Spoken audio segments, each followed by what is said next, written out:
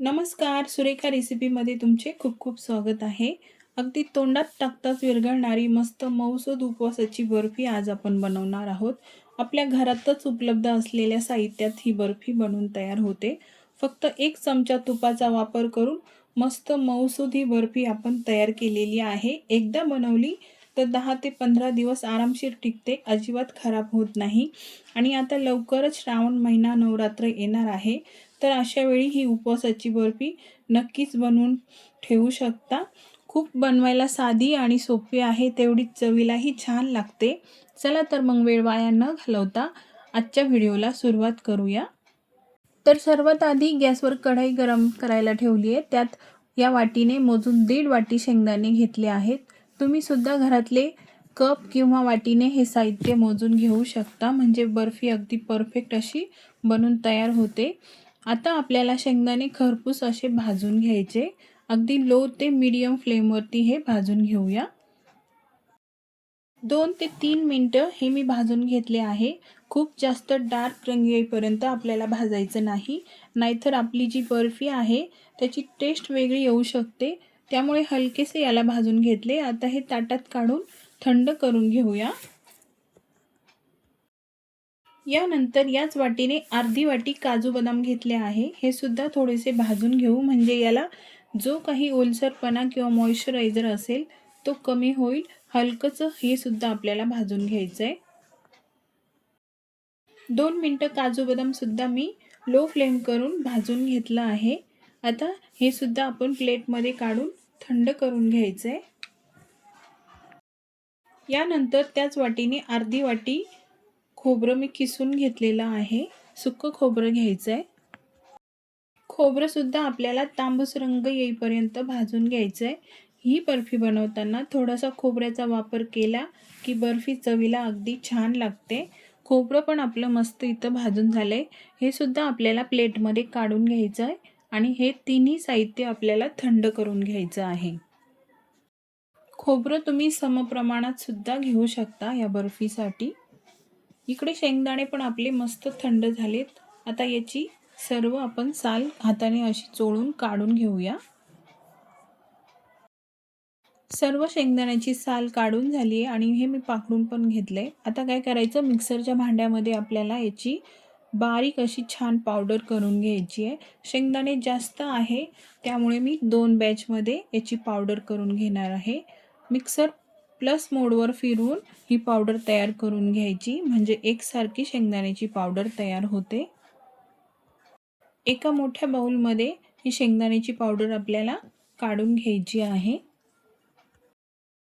अशी बारीक पावडर करून घ्यायची आहे. जर खूप जाडसर पावडर तयार झाली तर एखाद्या चाळणीने चाळून घेऊ शकता.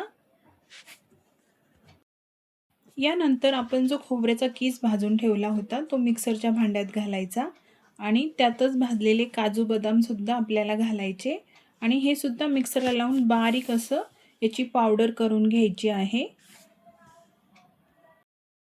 तर हे बघा, खोबरं आणि काजू बदाम सुद्धा इथे बारीक करून घेतलेलं आहे.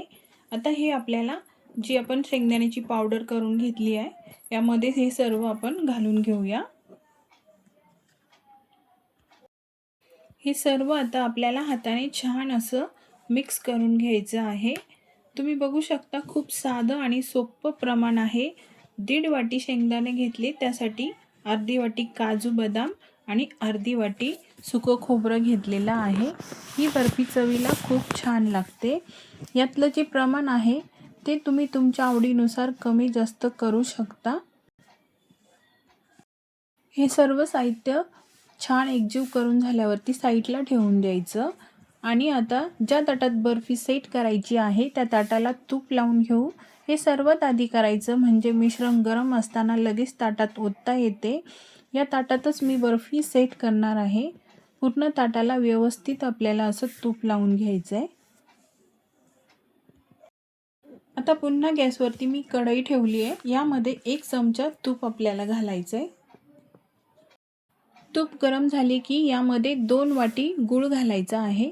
ज्या वाटीने आपण सुरुवातीला सर्व साहित्य मोजून घेतले त्याच वाटीने 2 वाटी गूळ घालायचा. जर तुम्हाला कमी गोड हवं असेल तर 1.25 वाटी गुळाचा वापर तुम्ही करू शकता। मी इथे 2 वाटी गूळ या बर्फीसाठी वापरत आहे। आता आपल्याला गुळाचा पाक वगैरे बनवायचा नाही आहे, फक्त मंद आचेवर गूळ वितळून घ्यायचा आहे। गूळ तुम्ही किसणीने किसून घेऊ शकता किंवा सुरीने बारीक कट करून घेऊ शकता। मी अशा पद्धतीने थोडासा फोडून घेतला आहे।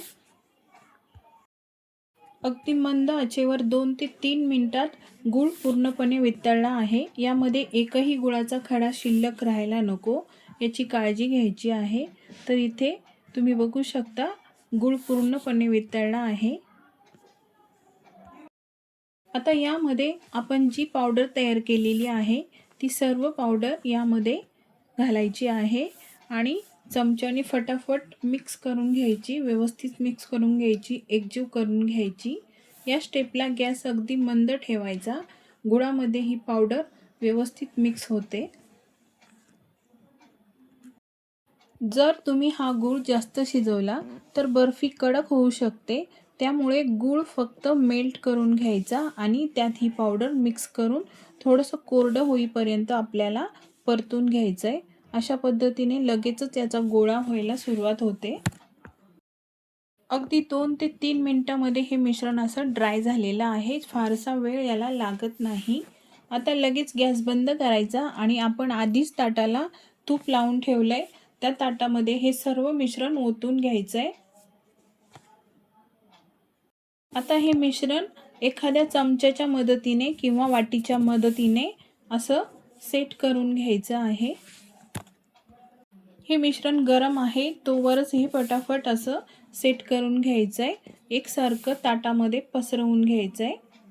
त्यामुळेच आपण आधीच ताटाला तूप लावून ठेवले होते, म्हणजे वेळेवर आपली घाई गडबड होणार नाही। तर हे बघा, अशा पद्धतीने आपल्याला हे ताटामध्ये पसरून घ्यायचं आहे। आता श्रावण महिना, नवरात्रीचे उपवास चालू होणार आहे। जर तुम्ही अशा प्रकारे बर्फी बनवून ठेवली तर 10 ते 15 दिवस आरामात टिकते, अजिबात खराब होत नाही आणि बनवायला सुद्धा साधी आणि सोपी आहे आणि पौष्टिक सुद्धा आहे, कारण आपण यामध्ये साखरेचा वापर केलेला नाही। पसरून झाल्यावरती आपल्याला अशी एक वाटी घ्यायची आहे, त्या वाटीला खालच्या साईडनी थोडंसं तूप लावून एकसारखी ही बर्फी आपल्याला अशी सेट करून घ्यायची। तर बर्फी व्यवस्थित अशी सेट झाली आहे। आता ही 10 ते 15 मिनिटे साईडला ठेवून देऊ आणि थोडीशी कोमट झाली की आपण हिला कट करून घेऊ। तर 10 ते 15 मिनिटे मी ही साईडला ठेवली होती, अजूनही कोमट आहे। आता आपण कट करून घेऊया। पूर्णपणे गार झाल्यावर कट करायची नाही, नाहीतर याचा पाहिजे अशा वड्या कट होणार नाही। सुरीच्या मदतीने तुम्ही तुमच्या आवडीप्रमाणे छोट्या मोठ्या आकारामध्ये ही बर्फी कट करून घेऊ शकता। इथे मी ही चौकोनी आकारामध्ये बर्फी कट करून दाखवणार आहे। बर्फी कट करताना तुम्हाला दिसत असेल, बर्फी अगदी लगेच सेट झाली आहे आणि आपण ताटाला तूप लावून घेतलं होतं, त्यामुळे अजिबात ताटाला चिटकत नाहीये, अगदी फटाफट ही बर्फी निघते। ही बर्फी सेट करण्याकरता अजिबात फ्रीजमध्ये ठेवावी लागत नाही, अगदी वरतीच 10 ते 15 मिनिटात ही सेट होते। आपण यामध्ये शेंगदाणे गूळ वापरला आहे, त्यामुळे हिमोग्लोबिन सुद्धा वाढण्यास मदत होते। तर हे बघा, अगदी परफेक्ट याच्या वड्या तयार झालेल्या आहे। अगदी पटकन 20 ते 25 मिनिटात ही तुम्ही बर्फी तयार करू शकता। जितकी बनवायला सोपी आहे तितकीच चवीला छान लागते। अगदी घरच्याच मोजक्याच साहित्यामध्ये ही बर्फी तयार होते, फार जास्त साहित्य लागत नाही। तर इथे उपवासाची पौष्टिक मऊसूत बर्फी बनवून तयार झाली आहे। तुम्ही सुद्धा या पद्धतीने नक्की बनवून बघा। तुम्हाला एक बर्फी तोडून पण दाखवते, तुम्ही याचं टेक्स्चर बघू शकता, अजिबात कडक वगैरे झालेली नाही।